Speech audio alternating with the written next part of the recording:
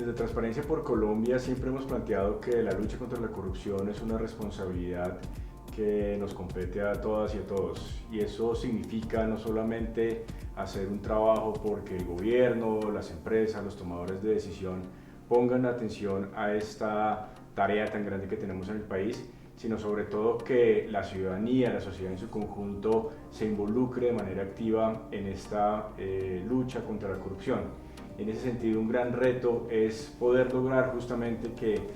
la sociedad, personas de carne y hueso del día a día vean que la corrupción no es solamente un problema económico o es un problema en el cual se pierden recursos, sino sobre todo es un problema que nos afecta a todas, a todos, a nuestros derechos, a la posibilidad de tener un país justo y equitativo. Una de las principales formas de corrupción, es decir, de desvío de recursos, está asociada a la corrupción administrativa, es decir, aquella corrupción que tiene que ver con contratación pública, con la manera como se asignan, por ejemplo, programas sociales, entre otros aspectos que tienen un fuerte componente de uso de nuestros impuestos. En la medida en que esos recursos se asignan de manera discrecional, puede haber un gran riesgo de corrupción si no hay suficiente control. En Transparencia por Colombia hemos visto que la mayor parte de corrupción administrativa está ubicada justamente en la contratación pública y hemos podido calcular que entre 2016 y 2020 se perdieron más de 90 billones de pesos en materia de corrupción. Solamente 15 billones de pesos fueron recuperados de ese monto que estuvo en juego durante ese periodo de tiempo, lo cual implica que estamos ante un problema bastante serio de afectación de presupuestos públicos. Al analizar distintos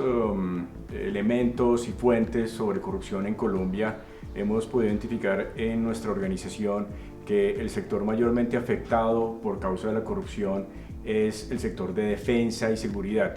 Luego de este sector viene el sector judicial y seguidamente tres sectores que son muy impactantes para toda la sociedad: salud, educación e infraestructura. En ese sentido, lo que hemos planteado en Transparencia por Colombia es que es muy importante desarrollar estrategias no solamente transversales de lucha contra la corrupción que impacten ámbitos de la administración, sino también trazar estrategias sectoriales que ayuden justamente a conocer cuáles son las particularidades de estos sectores afectados y por lo tanto desarrollar unas respuestas mucho más efectivas para prevenir y sancionar la corrupción en estos sectores. Todas las personas podemos hacer la diferencia en la lucha contra la corrupción. No es necesario que esperemos a que alguien más haga la tarea por nosotros. Por supuesto, sí hay unas responsabilidades importantes en quienes ejercen el gobierno o la toma de decisiones a nivel público-privado. Pero si cada una y cada uno de nosotros ponemos de nuestra parte, podemos hacer una diferencia mucho más grande. La manera inicial para aportar a esta lucha anticorrupción desde cada uno de nuestros ámbitos es a través de nuestros comportamientos del día a día. Seamos parte de la solución y no parte del problema. Cuando se ofrece algún tipo de soborno, algún tipo de pago irregular por un trámite, por algún tipo de situación en la cual nos enfrentamos, estamos alimentando las redes de corrupción. Hoy día la corrupción se ha vuelto cada vez más compleja y más sofisticada, lastimosamente.